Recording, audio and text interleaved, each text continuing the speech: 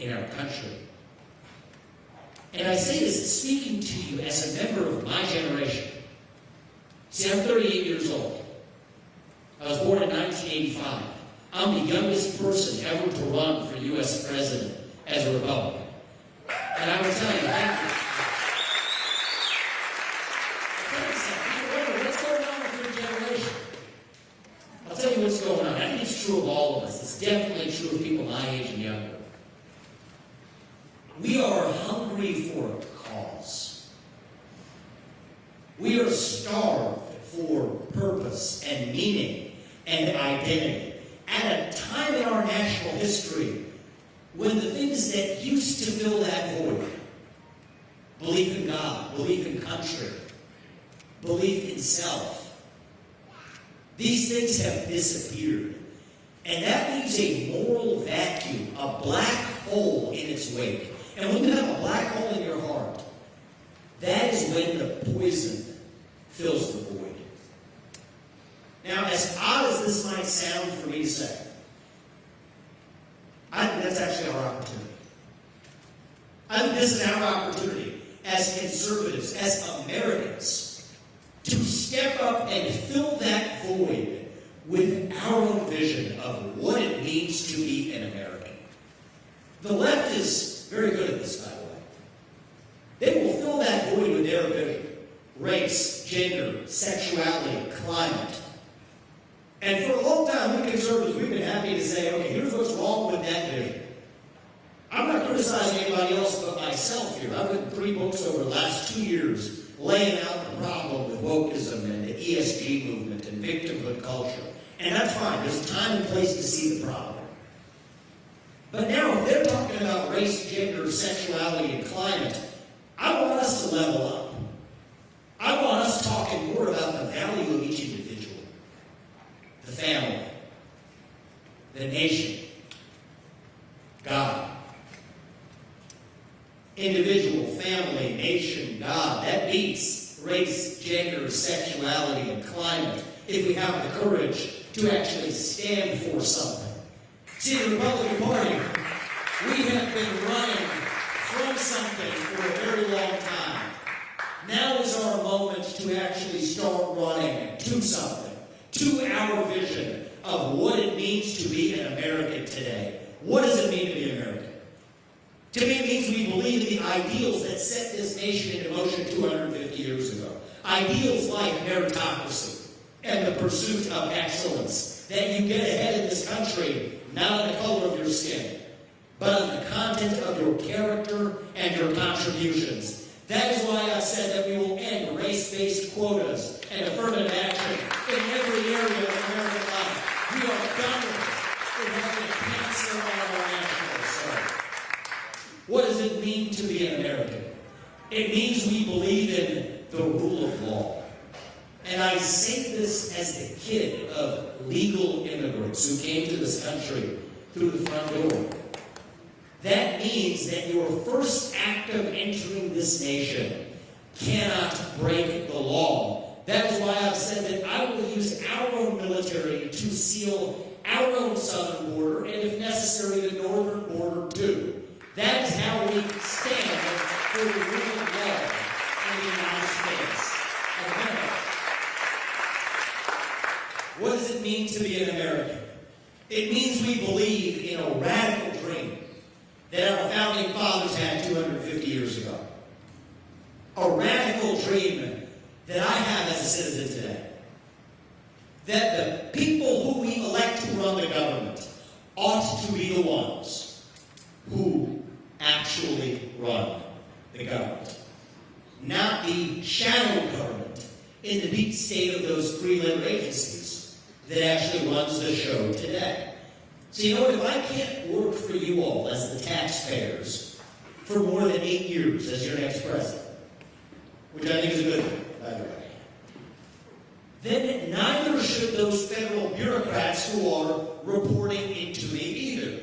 8-year term limits for the bureaucracy instead of these so-called civil service protections. And by the way, if there are government agencies that should not exist, that have become so corrupted that they cannot be repaired, like the FBI, or the IRS, or the ATF, or the CDC, or the Nuclear Regulatory Commission, or the U.S. Department of Education.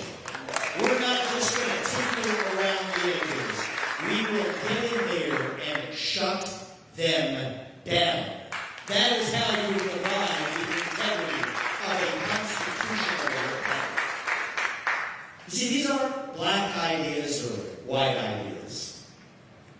These aren't really even Democrat ideas or Republican ideas. These are fundamentally American ideals that we fought a revolution to secure in 1776 in places not that far from where we are right now. You see, that's, I think, the true choice we face in this GOP primary. There are other good people in this race. I'm going to need many of them in their respective roles as we revive this country, just as I'm going to need each of you to play your role as we revive this nation. But we do face a choice in this GOP primary. The choice is this. Do you want incremental reform, or do you want revolution? I stand on the side of revolution. I stand on the side of the American Revolution. I stand on the side of a revival of those 1776 ideals that birthed this nation. You know what? That's a vision that unites us as Americans. That we, the people, create a government that is accountable to us, not the other way around. That we, the people, sort out our differences through free speech and open debate in the public square, where every citizen's voice and vote counts equally. Not in the back of palace halls in old world England. Not in the back of a conference room in BlackRock's corner office on Park Avenue in Manhattan. Not in the back of three-letter government agency buildings in Washington, D.C. No. We, the people, created a constitutional republic to sort out our differences wherever they are. On the climate cult, on racial injustice. We say, no, we, the people, can be trusted. And that's the problem in this country today. We have a government that believes in that old world vision. Right? That idea that you get to speak your mind freely as long as I get to in return. That is a radical idea. Because for most of human history, it was done the other way. The idea that we, the people, get to decide how we settle our most important questions and differences. Again, for most of human history, it was done the other way. And that's what we have to remember. We're not going to unite this country by showing up in the middle and compromising on our principles. I care deeply about uniting this country, but that's not how it's going to happen. The way we're going to unite this country is by being uncompromising about the principles that unite all of us as Americans. And yes, those are radical ideas. The American Revolution was a radical movement. But that is who we are as Americans. That is what makes America great. That is what makes America itself. And that is what we're going to have to revive to save our great nation.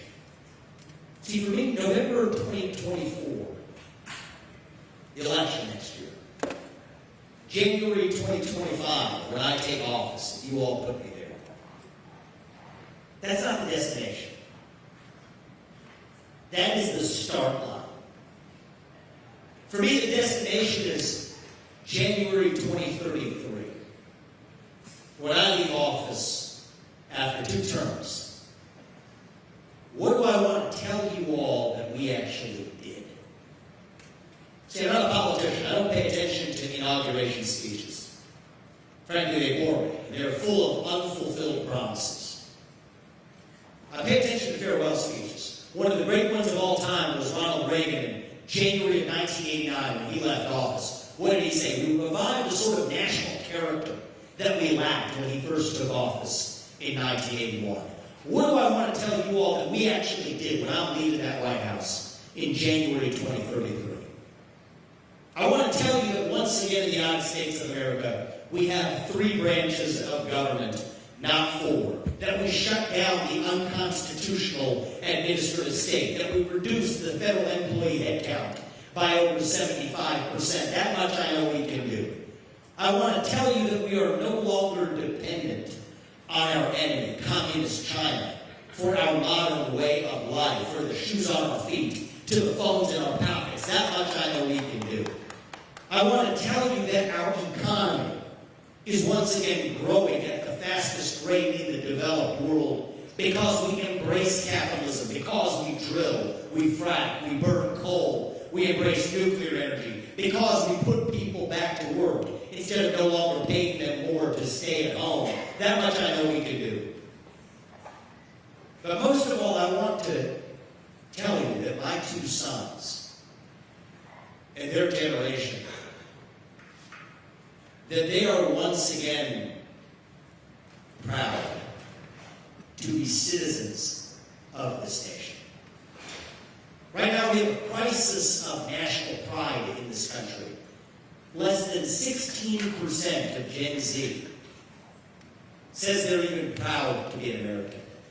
60% of young people say they would sooner give up their right to vote than to give up their access to TikTok. I'm not making that up. That's where we are as a country. I think we've got to think big in order to address this. You know, I think every high school student who graduates from 12th grade should have to pass the same civics test that my 2 parents had to pass in order to become voting citizens of this country.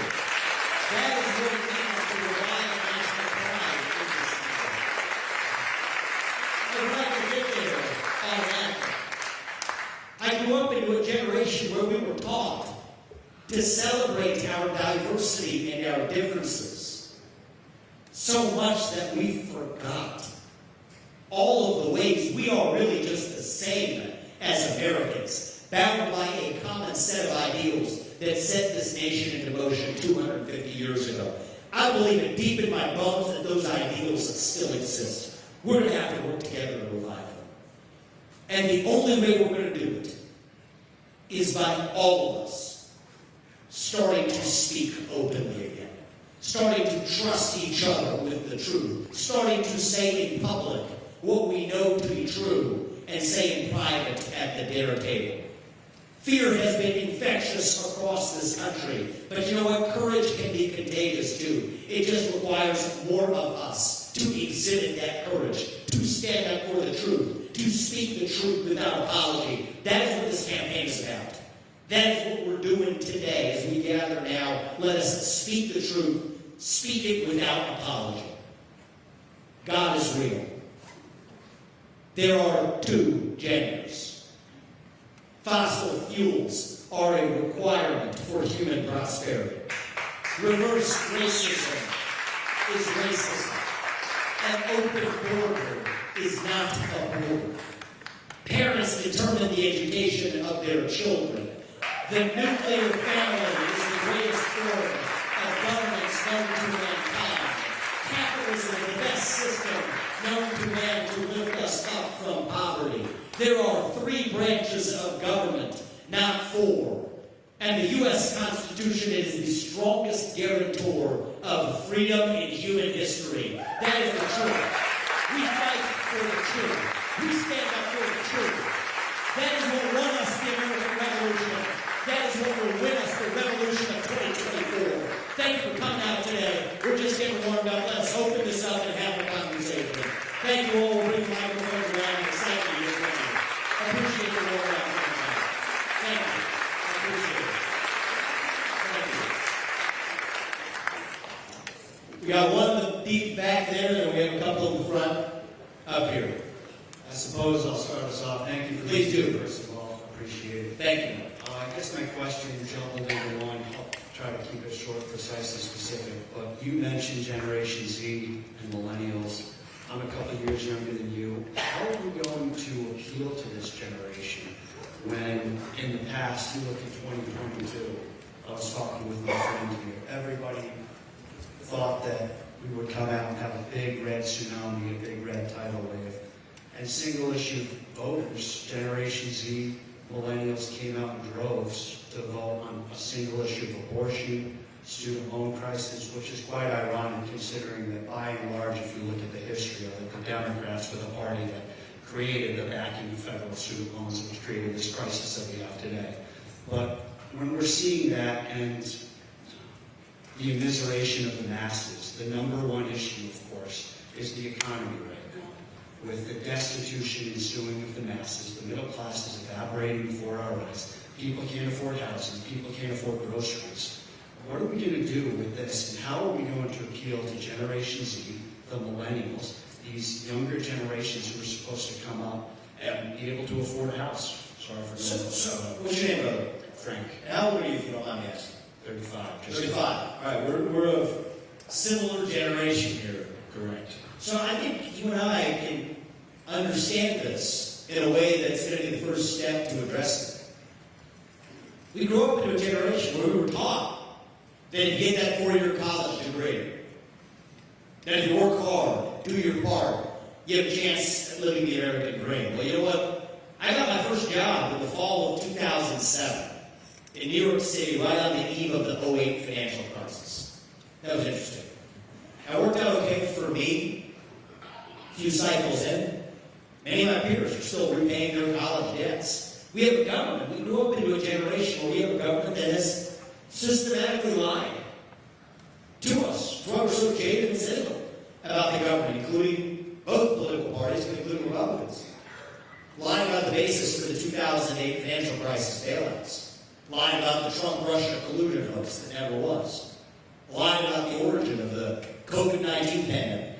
Lying about the Hunter Biden laptop story on the eve of a presidential election. Lying about the National Transgender Shooter Manifesto. Now I think lying about how our money's being spent abroad. I think that we're jaded and cynical, and I understand because I was one of those people for much of my 20s as well.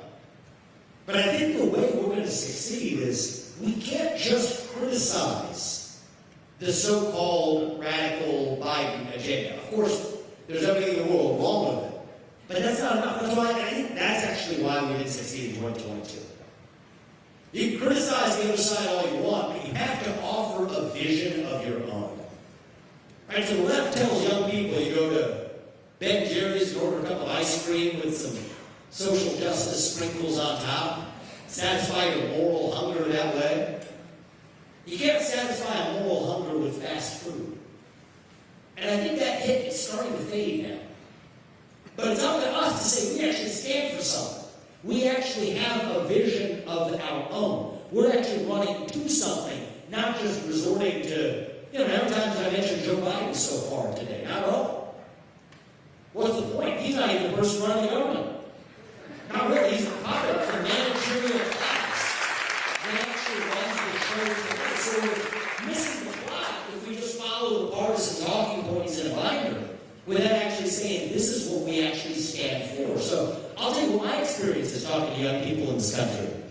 We're bringing them along in droves in this campaign. We have over 100,000 unique donors. 40% of them are first-time donors to the Republican Party of any kind. Many of them are young. That number is 2% for normal Republican candidates. First thing you do is you show up.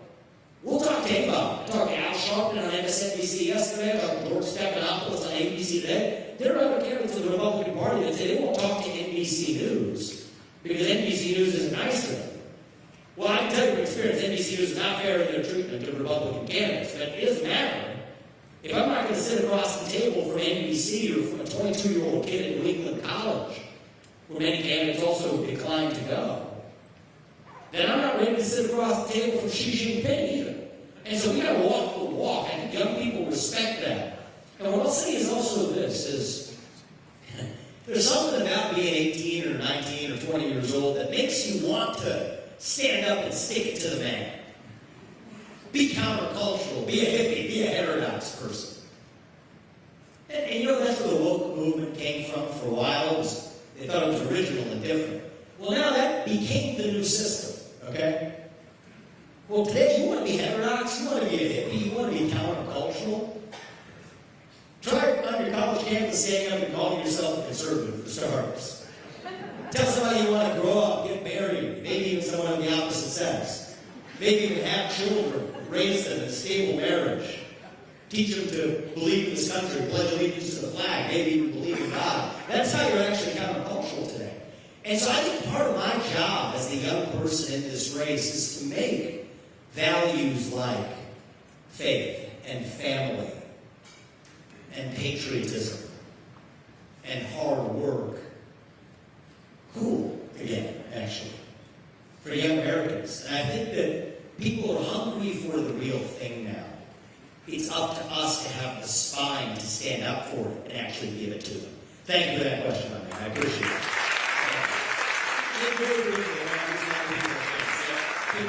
Very briefly. I'll try to be as brief as possible.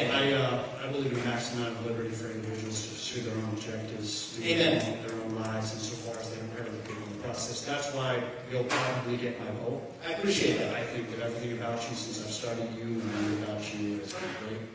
You know what? If a protester wants to walk in here, you know what we're going to give them the mic too. And we'll listen to them as long as I and you and everybody else here gets the right to speak in return. That's who we are as Americans. My only thing is that I believe in a maximum amount of liberty, as aforementioned. I don't care about the issues of abortion, gay marriage, weed legalization, all these issues, the student loans that apply and are applicable to these young people who are going to come out and vote in droves for it again. How are we going to appeal for the youth? Are you willing to offer concessions on those subjects? And I know it's hard and political to even bring. Yeah, so the way I do it is, and we'll want to be respectful of the other people's questions, but you and I share the view that we live in a free country with maximal liberty. You know what? If you're a fully grown adult, regardless of your gender, you want to dress how you want, I'm not going to stop you from doing that. It's a free country.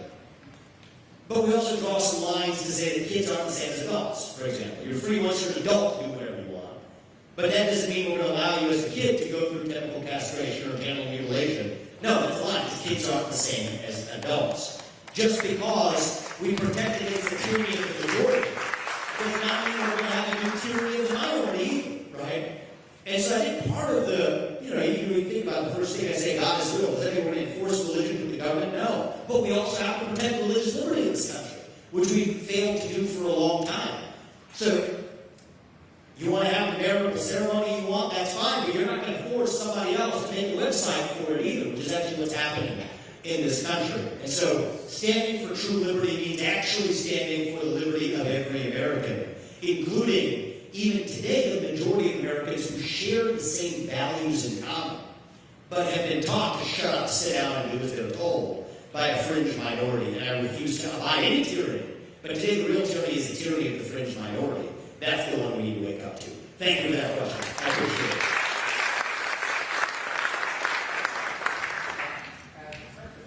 How do you turn around the state and the corruption that seems to be so prevalent in every part of the government, and also, in a sense, drives policy, procedures, everything from contracts to the way people live their lives now, or they can. Yes, so the first part of the question was about the deep state. I thought they were muting you, why were you more suppression here? So this is the heart of the matter. And the good news is this is something the next U.S. president can actually deliver. See, notice a lot of things I've told you, I'm trying not to make a mistake that most presidents make. They make a bunch of promises. They'll promise you the world, but it depends on Congress to act. Or even Trump, I think, was an excellent president. The first thing, major thing you might remember, when he was coming through here 8 years ago, what did he say? Repeal and replace Obamacare. That was the signature campaign promise, actually. Never happened, because Congress had to act. Even Republican Congress didn't want to get it done. But here's the beauty of addressing the deep state as the next U.S. president. There is one executive branch, and I will be the leader of that executive branch if you all put me there. So we will be in a position to shut down the administrative state on executive authority without asking Congress for permission or for forgiveness. You don't know what it will take an outsider to get that job done. I've been a CEO. I've employed thousands of people in this country. I know that if somebody works for you and you can't fire them, that means they don't work for you. It means you work for them. because you're responsible for what they do without any authority to change it. So it takes an outsider, but it also takes an outsider who has a deep understanding of the law and the Constitution of this country. This is where they duped Trump, actually. They duped it because they said, hey, listen, as far as you can't fire civil servants because they have civil service protections. Well, read the law, actually. Civil service protections only protect against individual employee firings. They do not apply to mass layoffs. And mass layoffs are absolutely what I'm bringing to the DC bureaucracy. Grounded in principle. I said the other one that's got me in trouble a little bit in the last few months. I said we shut down the FBI. Is this just a slogan? No, this is a clear vision of what we're actually going to do. I'll tell you how. There's 35,000 employees in the FBI. 20,000 of them report into the back office functions housed in the J. Edgar Hoover building of the FBI. They're going to have to go home and find honest work in the private sector, okay? But 15,000 of them are still people carrying out their functions.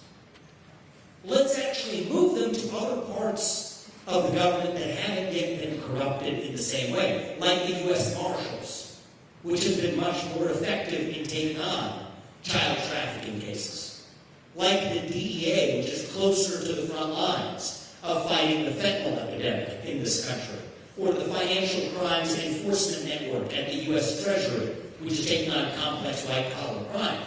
So this is how we're going to be both more effective at taking on things that the FBI has badly screwed up, from fentanyl to child sex trafficking, but also restore actual accountability in government itself.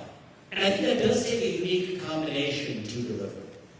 I think that it goes beyond partisanship to deliver. I don't view this in terms of red versus blue. I view this in terms of what would George Washington and Alexander Hamilton and James Madison and Thomas Jefferson say if they were walking the streets of Washington, D.C. and they saw what was going on. You think they would be proud, or do you think they would be appalled? I think they would be appalled. And by the time I'm out of office in January 2033, our founding fathers will once again rest in peace rather than roll over in their graves, as they deserve to rest in peace, because we will have 3 co-equal branches of government without the unconstitutional 4th branch sucking the lifeblood out of our republic. Thank you very much. I appreciate it. Thank you. So you've made 3 kind of promises. So the first one is to dismantle the Department of Education. The second one is to reinvest that money, give it back to the parents. And the third one is to reinstill patriotism.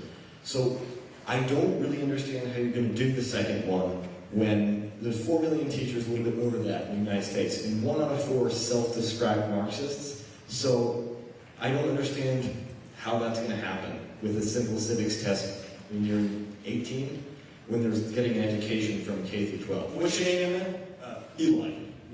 Yeah, I appreciate that. Thank you. So we're not just looking at short-term Band-Aid fixes.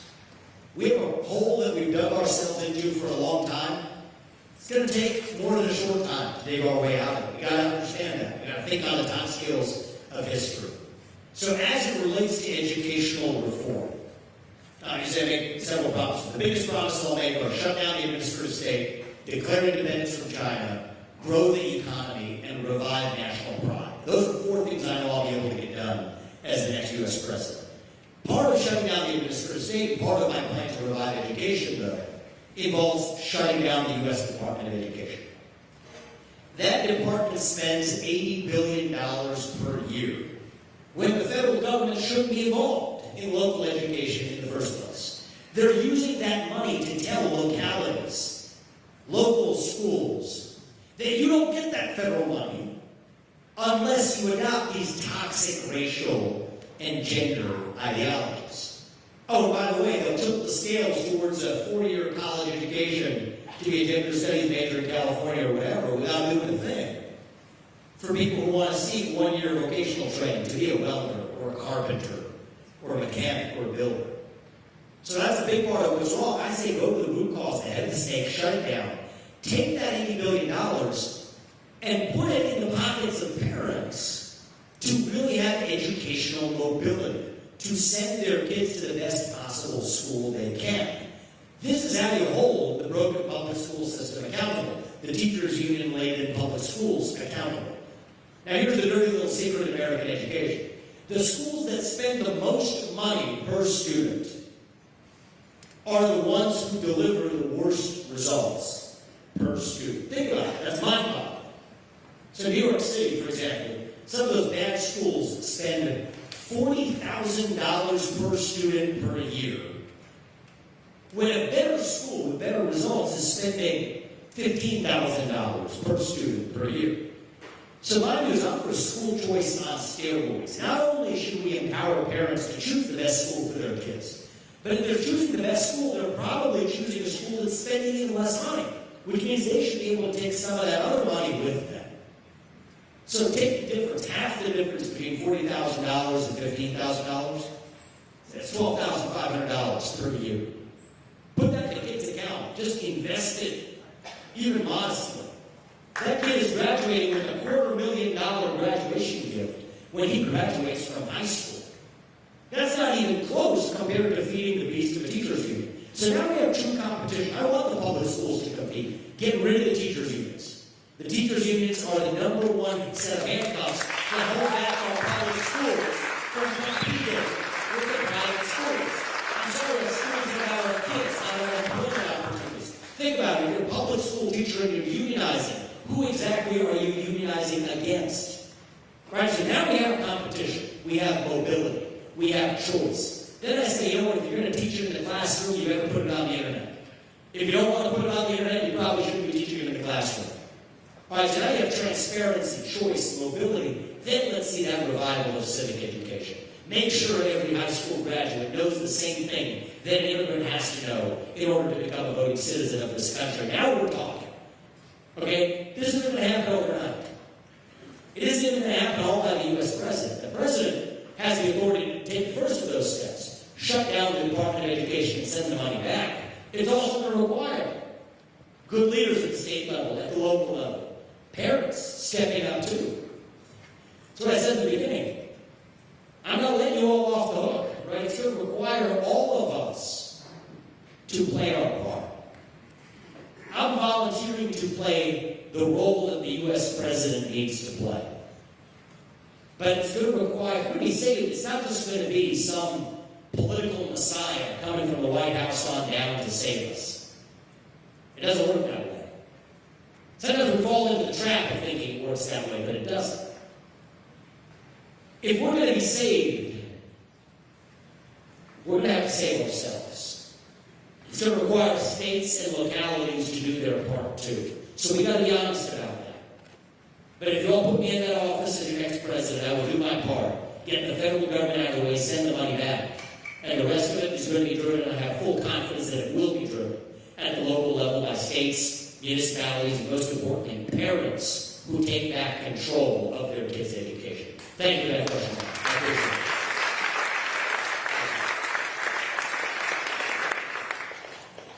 Hi, Vivek.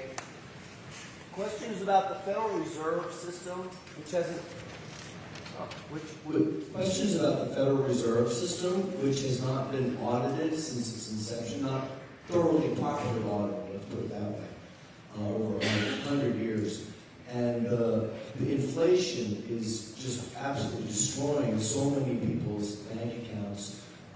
Even though the dollar amount may not go down, the value of it goes down because it buys less, especially for senior citizens and people who save, but for everybody.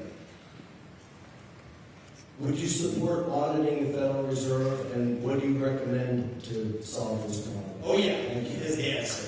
Absolutely. And I think the Fed is one of the underappreciated sources of our economic difficulty in this country over the last 20, 25, 30 years.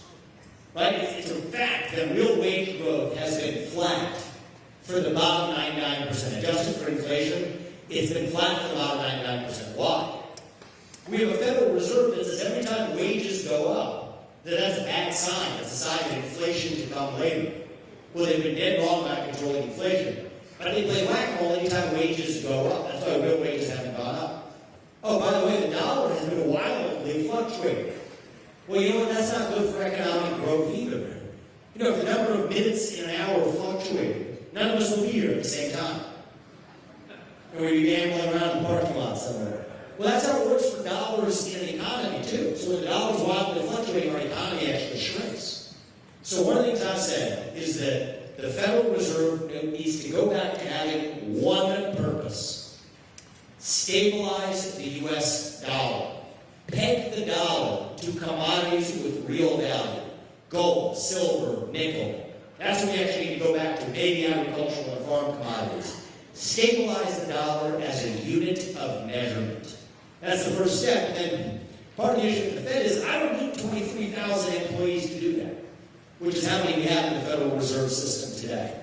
So we'll have a 90% plus headcount reduction at the U.S. Federal Reserve, put the Fed back in its place, stabilize the dollar, and that's a model for what we're going to do across the administrative state, from the FDA to the SEC to the FTC to other agencies which we're just going to abolish outright. This is how we revive the integrity of a constitutional republic. This is how we revive an economy that has been flatlining for a long time. This is how we get back to 5+% GDP growth in this country. Reforming the Fed, a huge part of that. But also unlocking American energy. Drilling, fracking, burning coal, using all forms of American energy produced right here at home. No longer paying people just to sit at home, instead of actually putting people back to work, when the top obstacle for every major business right now is hiring qualified people to fill those open positions. The government should not be subsidizing and paying for people to stay at home. And part of the problem, the Fed finances this. Our national debt problem in part comes because the Fed has a money printing problem. You know, we're paying people to do the exact opposite of what we should want them to do. Paying people more money to stay at home than to go to work. Paying single mothers more money not to have a man in the house than to have a man in the house. Paying people more not to repay their student loans than to repay their student loans.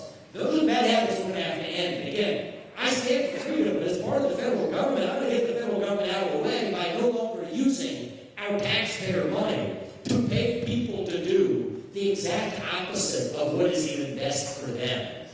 And the Federal Reserve is a big part of the root cause hiding behind the government that allows it to print the money to allow that to happen. Great question. Hopefully it gives you a clear answer where we're going to start. Thank you.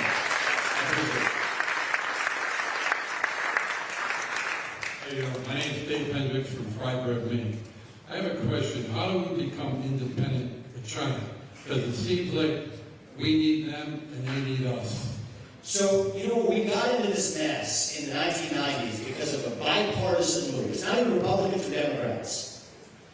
Both parties created a vision of what they call democratic capitalism.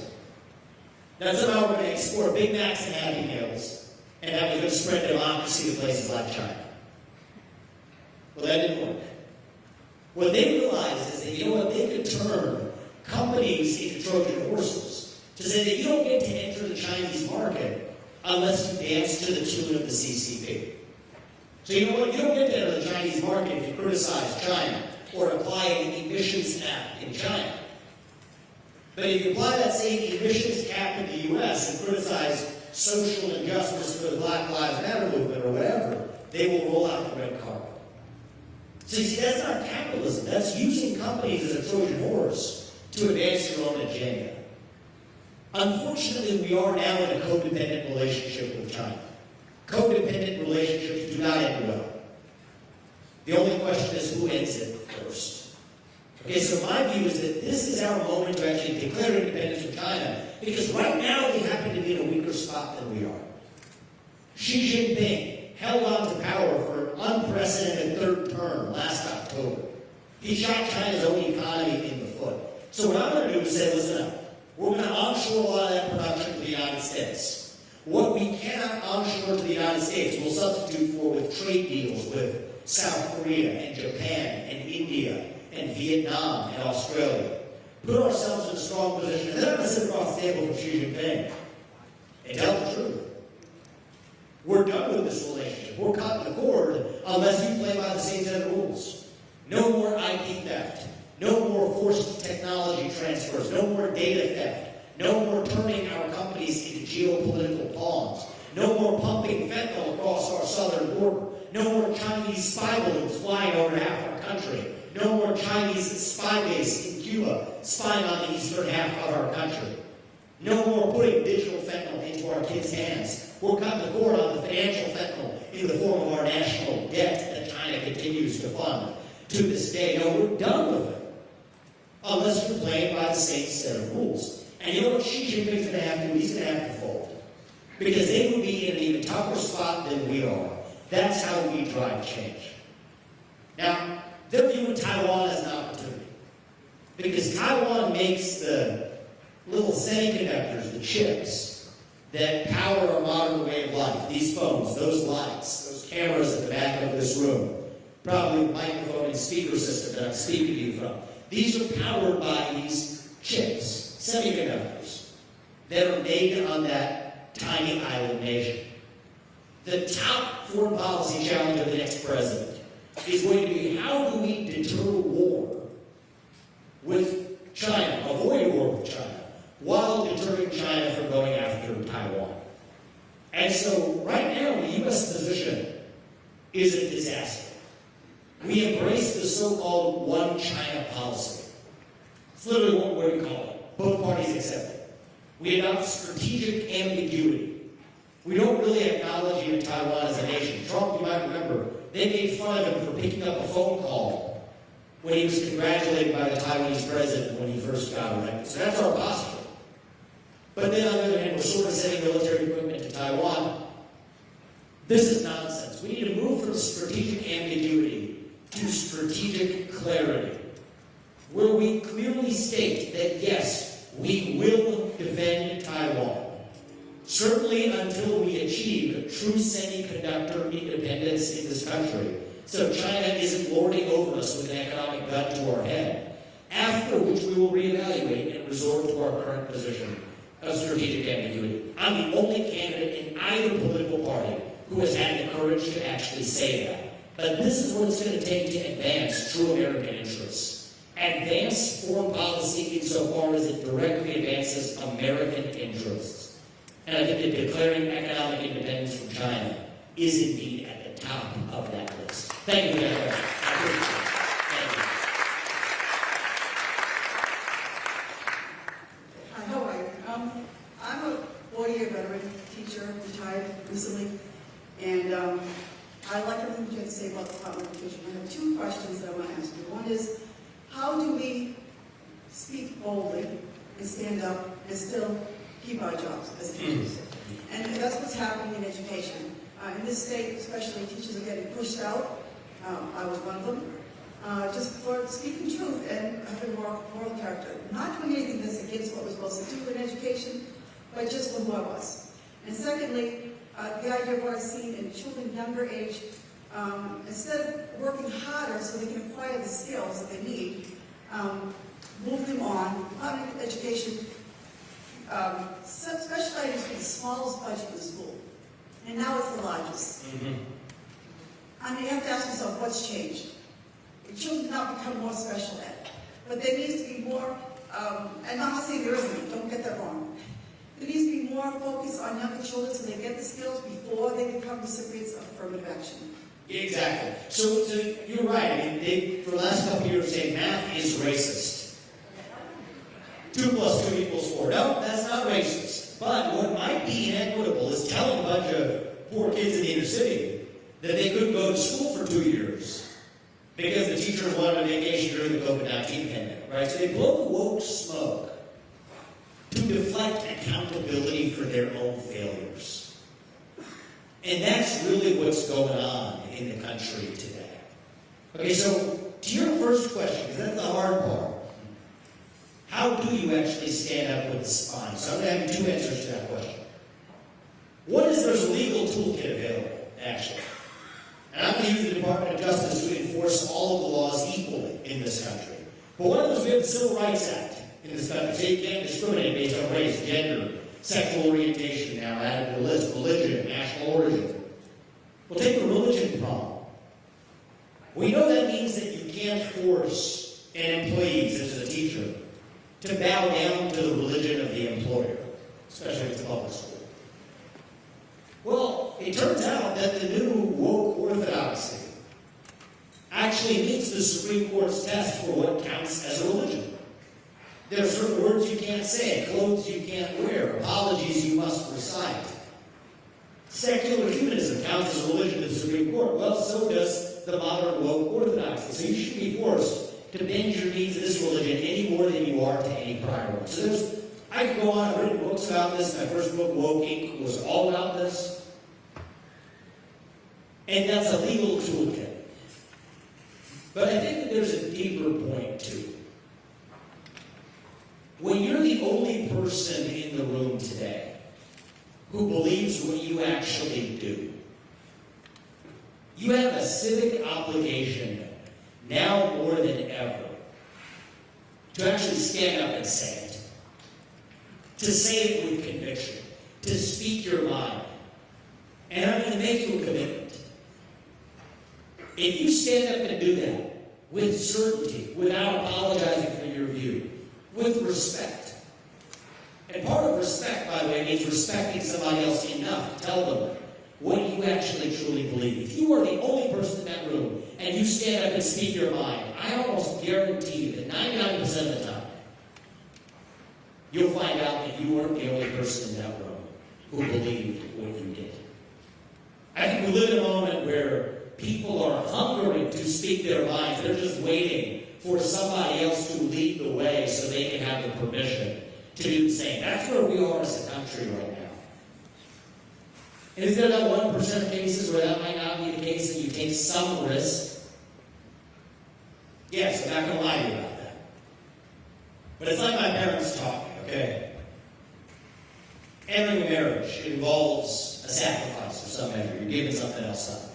Having children, it involves a sacrifice in some measure. You're giving something else up. But you can make the sacrifice if you know what you're sacrificing for. Well, in this case, we're talking about a sacrifice as a citizen, a risk you take as a citizen. We can make that sacrifice. We can take that risk if we know what we are sacrificing for.